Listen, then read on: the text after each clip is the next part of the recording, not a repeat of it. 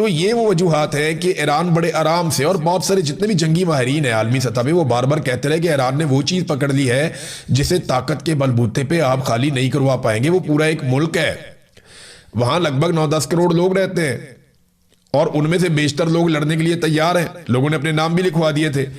तो ये एक बड़ा पंगा है अमेरिका के लिए। अब अमेरिका के पास एक और रास्ता ये है कि ओमान बहुत ज्यादा कोऑपरेशन करे, क्योंकि देखिए आपने हुर्मुज के इस तरफ अगर नीचे वाली साइड पे ईरान है तो ऊपर वाली साइड पे उसके ओमान भी है।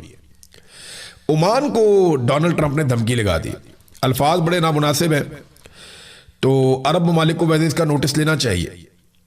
काबीना का इजलास हो रहा था, वहां पे डोनाल्ड ट्रंप ने जो अल्फाज इस्तेमाल किए वो ये है कि अगर आपने हुर्मुज के मामले पर वो सही रवैया नहीं अपनाते तो उसे हम तबाह कर देंगे। ओमान को, ओमान के बारे में उन्होंने कहा।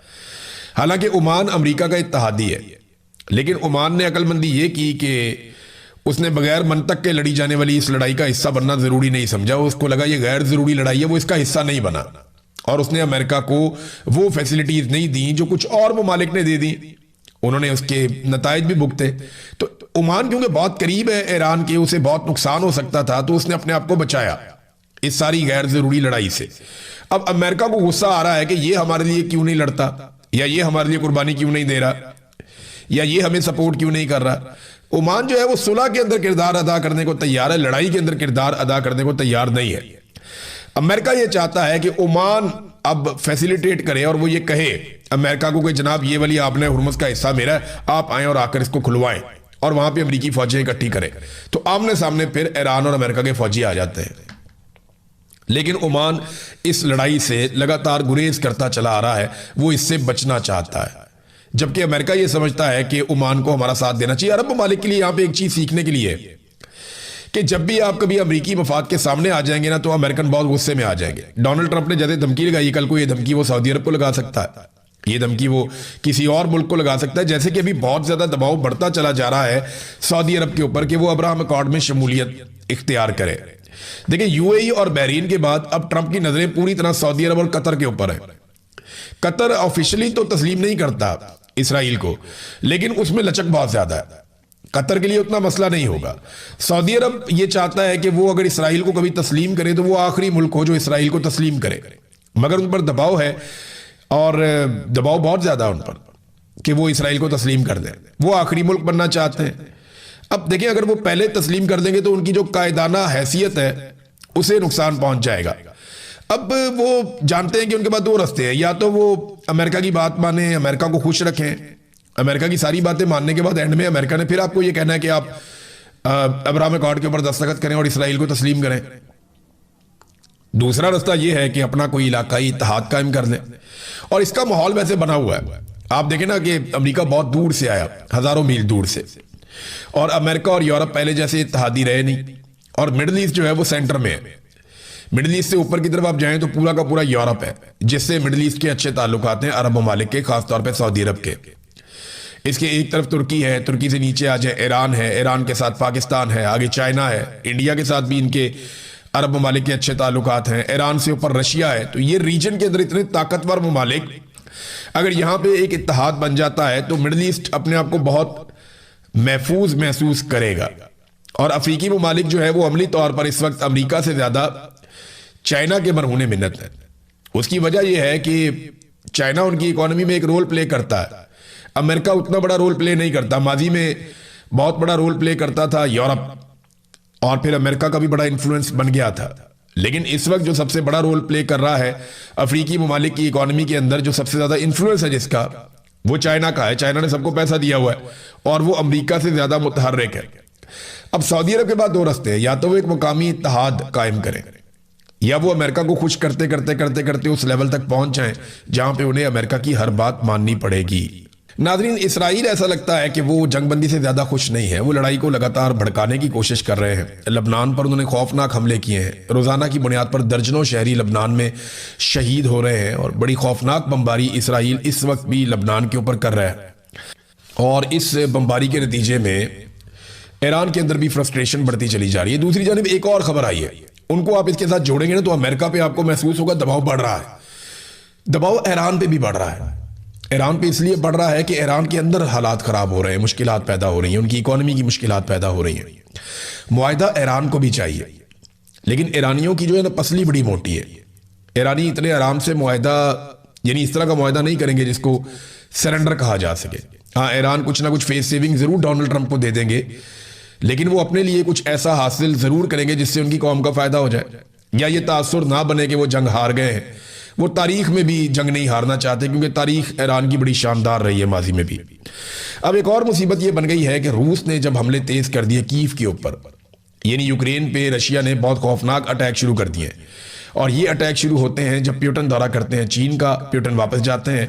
और उसके बाद मैं ये नहीं कह रहा कि चाइना ने कहा, लेकिन उसके फौरन बाद आप देखें यूक्रेन के ऊपर रशिया के हमले बहुत तेज हो गए।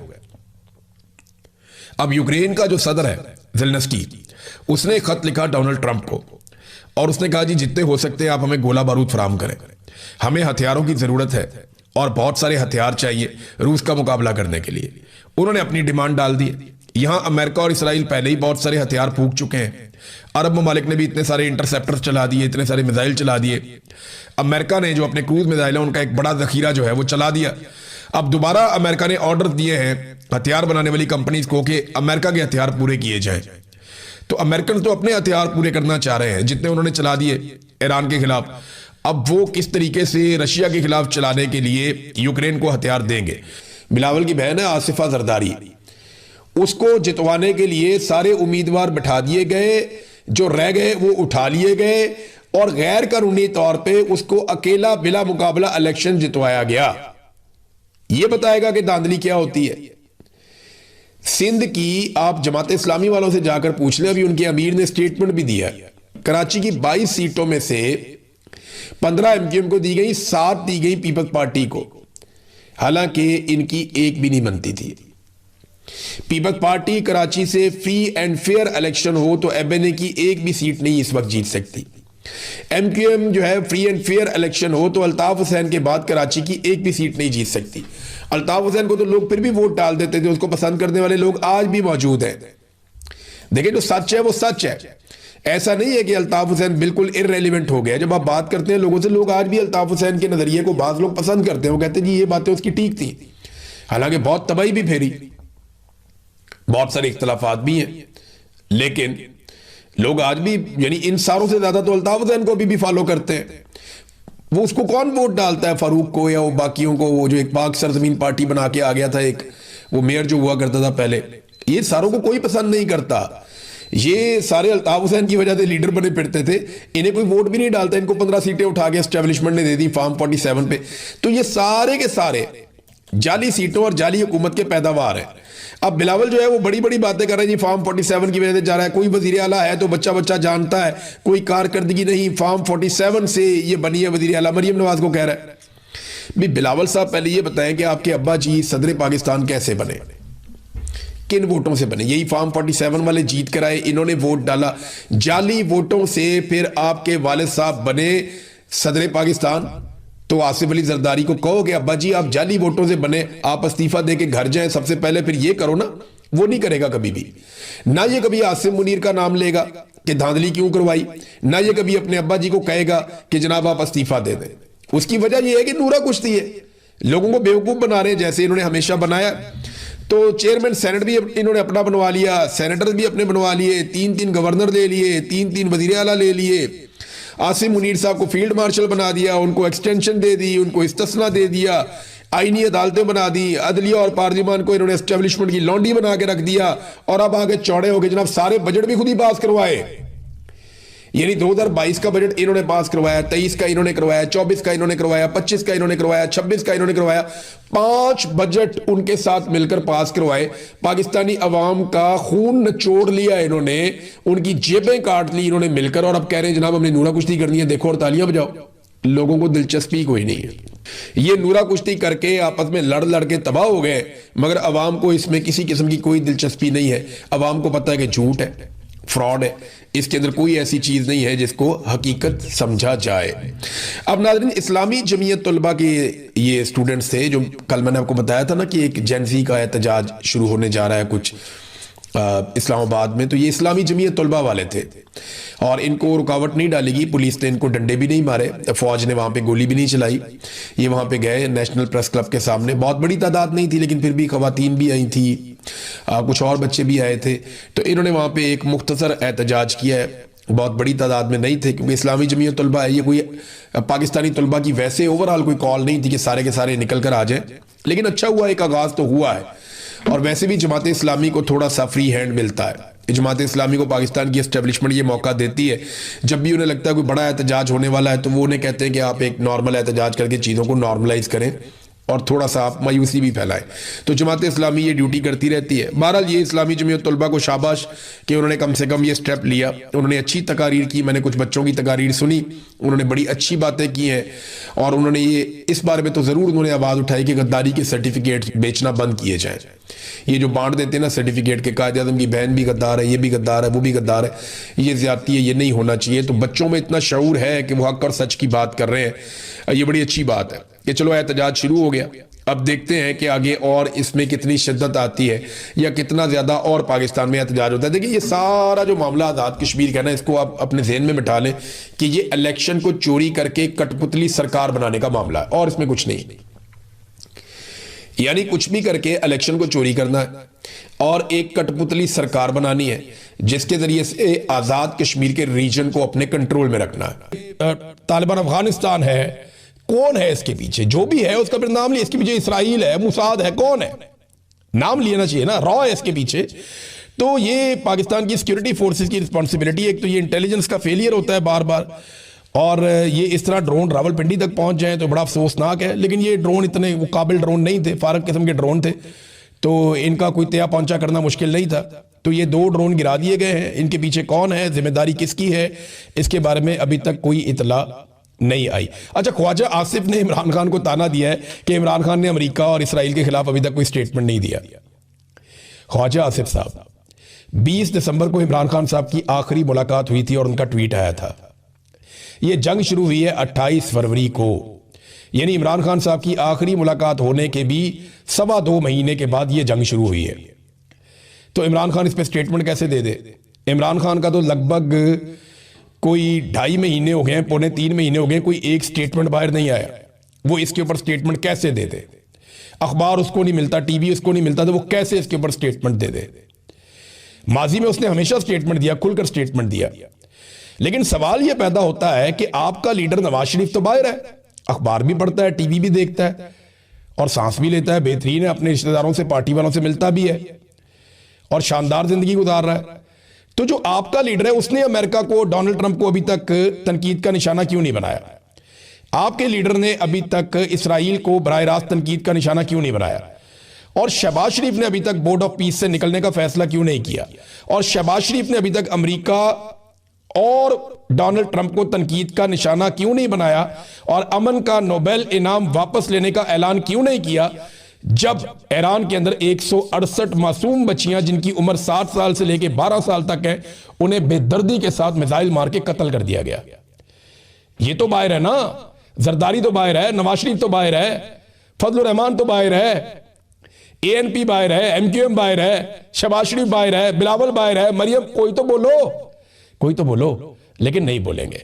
इमरान खान से तवक्को करेंगे, वो जेल के अंदर बैठा हुआ है, उसकी मुलाकातें बंद की हुई, छोड़ के देखो, बाहर निकालो और 2 घंटे के अंदर ले लो जो स्टेटमेंट लेना है। जो सवाल पूछोगे डट के उसी वक्त जवाब देगा।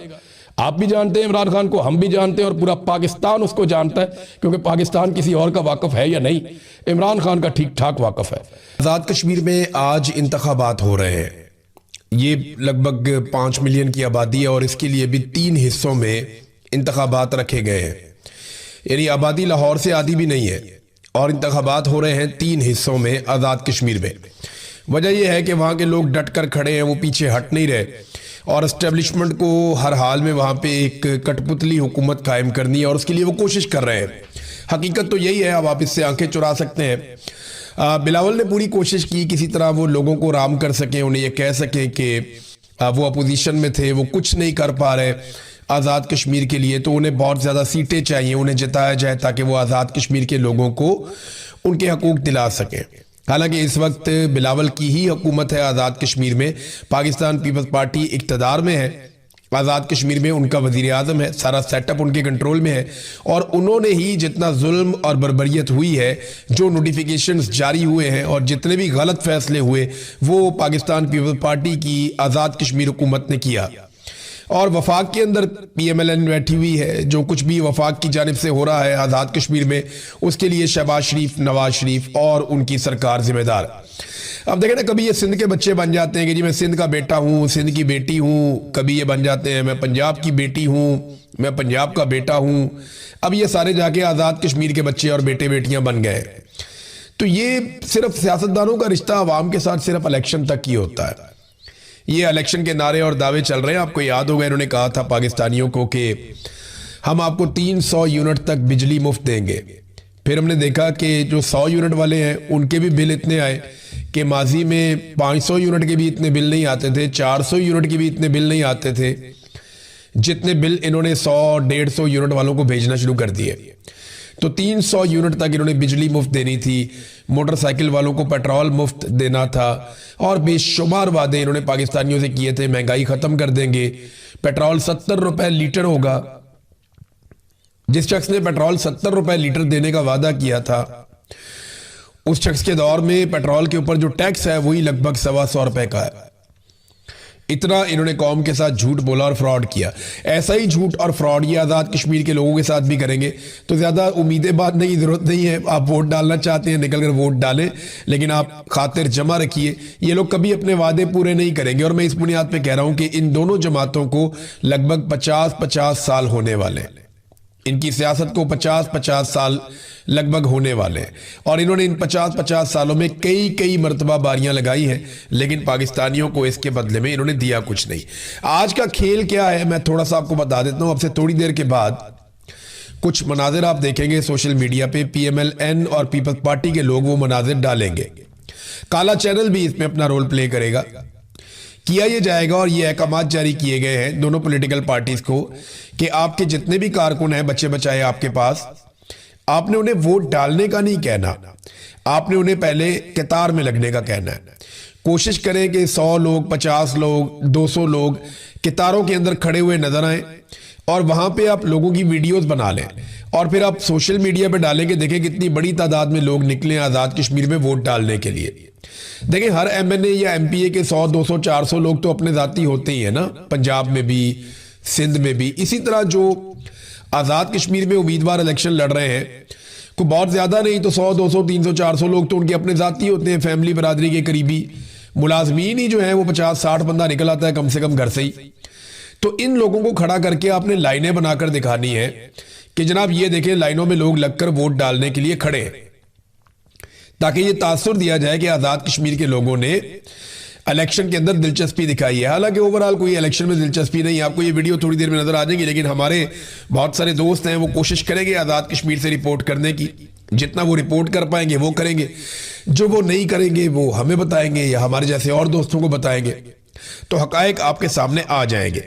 इलेक्शन से ठीक एक दिन पहले PMLN ने अपने पांव पे कुल्हाड़ी मारी और इस मरतबा कुल्हाड़ी थी इंफॉर्मेशन मिनिस्टर के हाथ में।